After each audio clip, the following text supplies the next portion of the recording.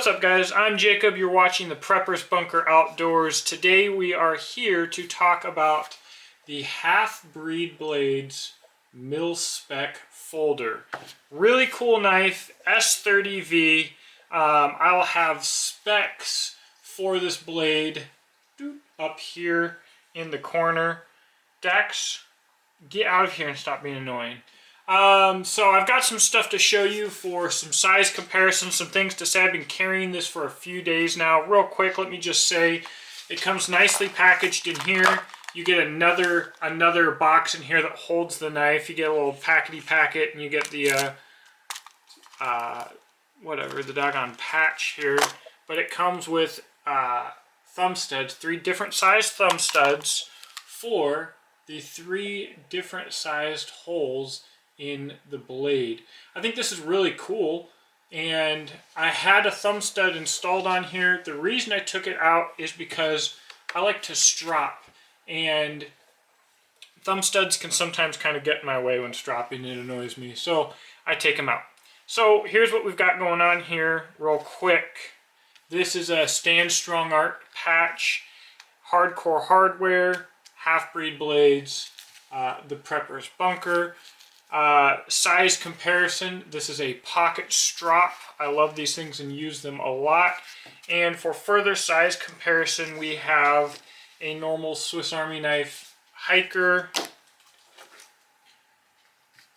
Kershaw Leek, Essie Zancudo, Spyderco Smock, Hogue EX02, Spyderco PM2,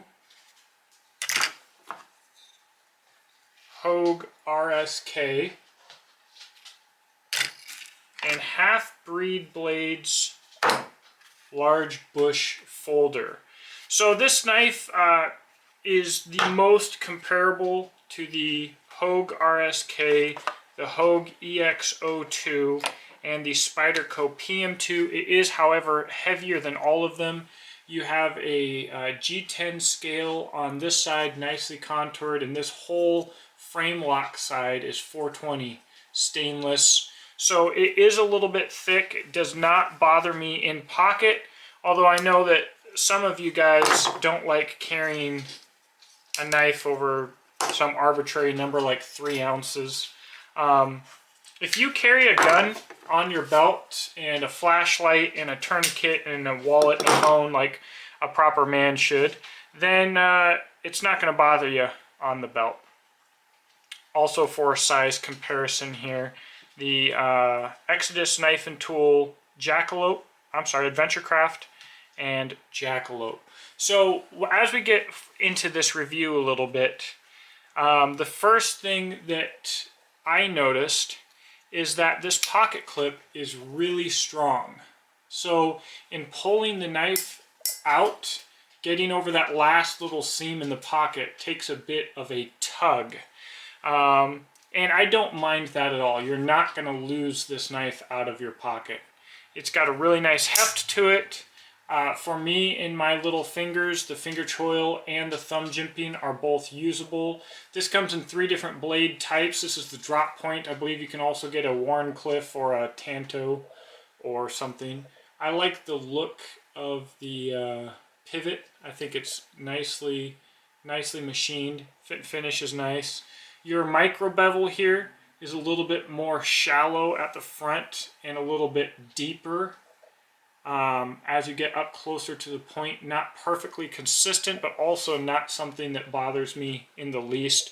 It is hollow ground.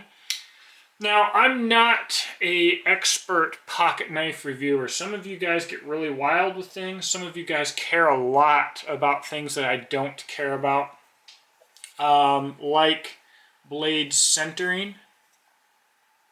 The blade definitely is biased to the right side. The lockup, I think, is right where you want it, about halfway for the frame lock. It locks in securely. no blade movement, no wiggle. It's easily unlockable with one hand and comfortable. I have noticed that the detent disengages before the blade is all the way out. It's not noticeable unless you're just playing with it slow. So you see, pop, blade's still not locked, but the detent disengaged. Now it's locked. I don't know if you care about that. Don't know if anybody cares about that. I'm going to be honest, I don't even know if it's not normal. I don't have a lot of frame locks.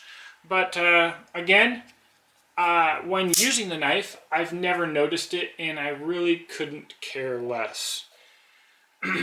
I know that someone will be confused in the comment section because the branding is still Hardcore Hardware Australia. Even on the websites where it's sold as the HalfBreed Blades MILF, it's still branded Hardcore Hardware. They are sister companies. They're both in Australia. I don't know what to tell you about that. I don't know that it really matters.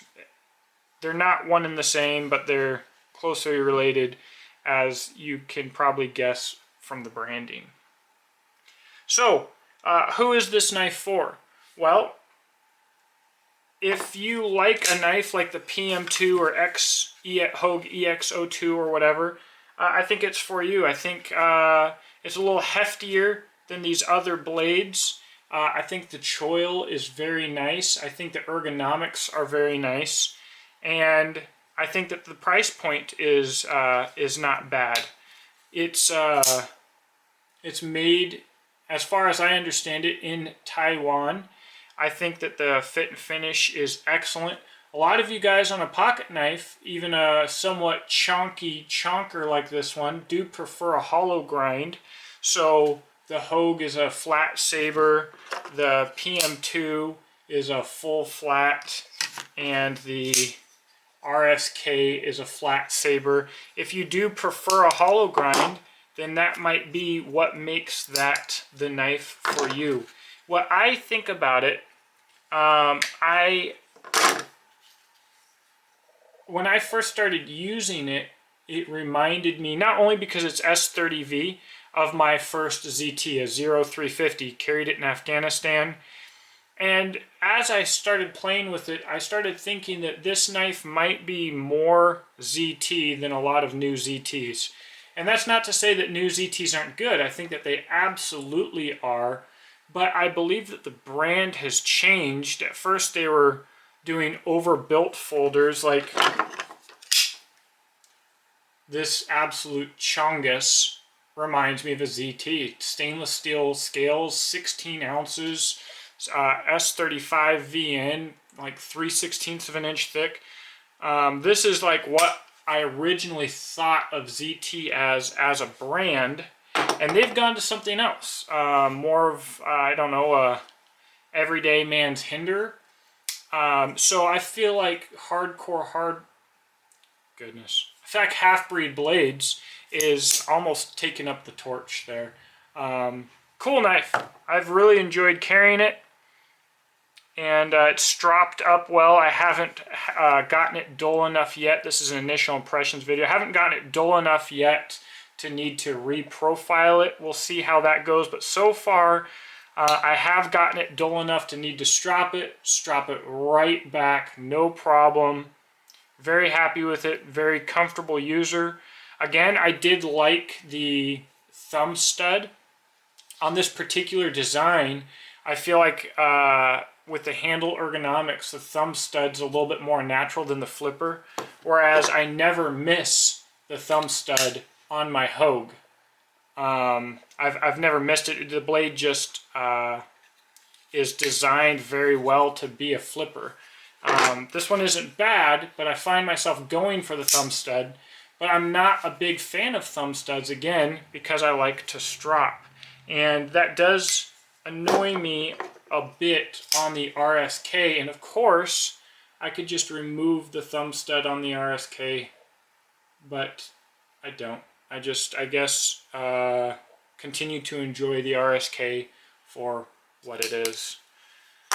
On the freaking absolute monster large bush folder, the blade is so tall that the thumb studs never get in the way of this absolute chongus. I almost cut like the tip of my pinky off when I first got this because I was playing with it like an idiot.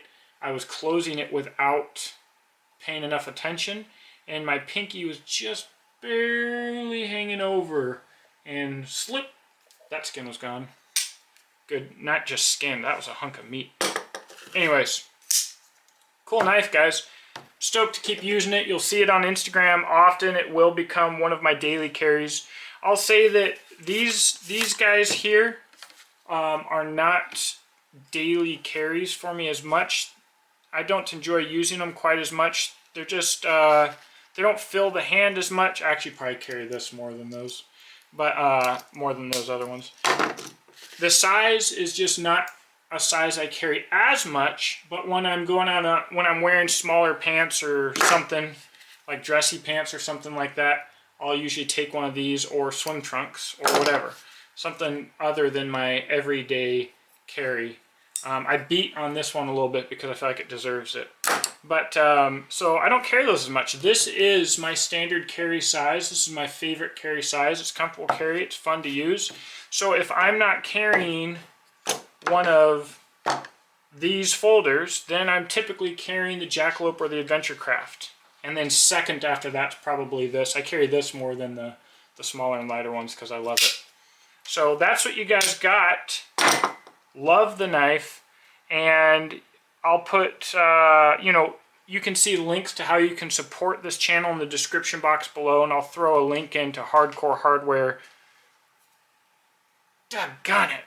We're going to have to do a drinking game where every time I say Hardcore Hardware, you take a shot or something like that, because it's in front of my face.